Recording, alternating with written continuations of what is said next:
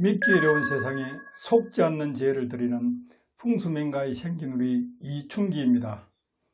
이번 시간에는 대나무 꽃은 흉사를 예고한다는 내용으로 말씀드리겠습니다. 구독과 좋아요, 알람을 부탁드립니다.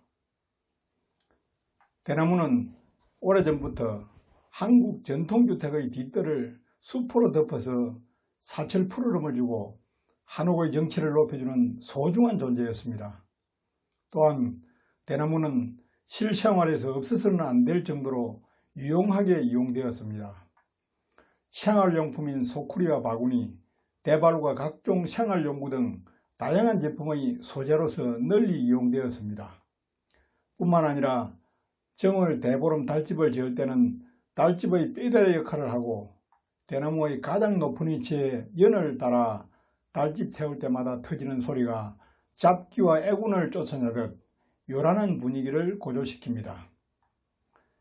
여름철 대나무 숲은 대지 주변의 지열을 낮추고 주택에 찬 기운을 공급하며 쾌적한 환경을 조성해 주었습니다. 여름날 바람소리와 함께 대잎이 스치며 아삭거리는 소리는 마치 클래식과 같습니다. 대나무는 전통적으로 대쪽 같은 성품을 상징하는 것으로 한민족의 마음속에 선비정신을 상징하는 것으로 여겨져 왔습니다.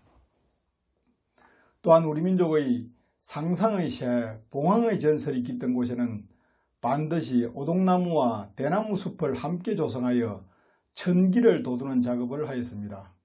그 이유는 봉황은 오동나무 열매를 먹고 대나무 숲에서 잠을 잔다는 전설이 전해져 왔기 때문입니다. 가끔씩 우리나라 언론에 대나무꽃이 피었다는 기사가 보도되곤 합니다. 그런데 기사의 내용을 보면 대나무꽃은 모두가 보기만 해도 행운을 가져다 준다는 신비의 꽃이라거나 상스러운 일이라는 등의 기사로 국민의 판단을 흐리게 하고 있습니다. 실제로 이런 기사가 보도된 후에는 대나무꽃이 핀 현장에 많은 사람들이 행운을 바라는 마음을 안고 찾아와 경건한 마음으로 기도하는 모습을 볼 수가 있습니다. 일반적으로 60년에서 100년에 한 번씩 꽃을 피우는 대나무 꽃을 보는 관점은 같은 동양에서도 나라별로 완전히 다릅니다. 우리 국민들은 꽃만 피면 좋은 일로 생각하는 경향이 많아서 언론에서도 이와 같은 기사를 내보내고 대부분의 국민들도 그런 생각을 하는 것 같습니다. 하지만 중국에서는 대나무꽃을 흉사를 예고하는 것으로 이사를 해야 한다고 믿었습니다. 실제로 1980년대 대나무꽃이 많이 피어 판다곰이 200마리나 죽었다고 합니다.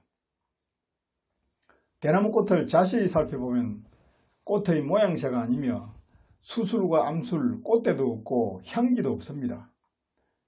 생물의 본능은 자신이 살고 있는 땅의 기운이 더 이상 생명을 지속하기 어려울 정도의 열악한 환경이 되면 후사를 남기기 위해 마지막 체력을 집중시켜 꽃을 피우고 열매를 남깁니다.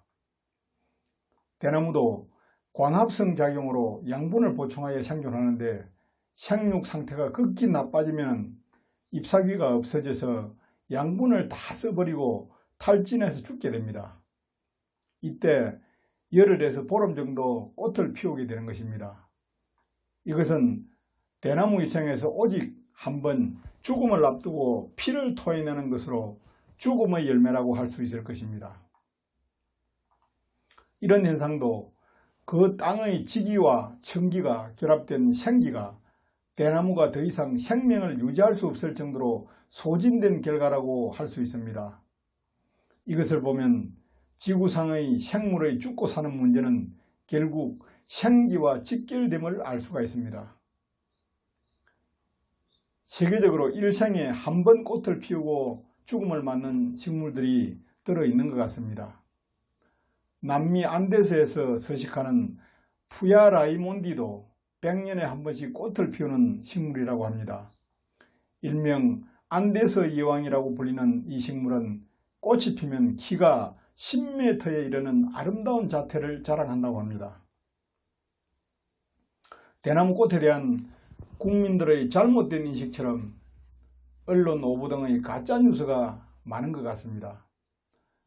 사실과 다른 내용들이 국민들에게 전파되면서 또 다른 폐해를 양산할 수가 있는 것입니다.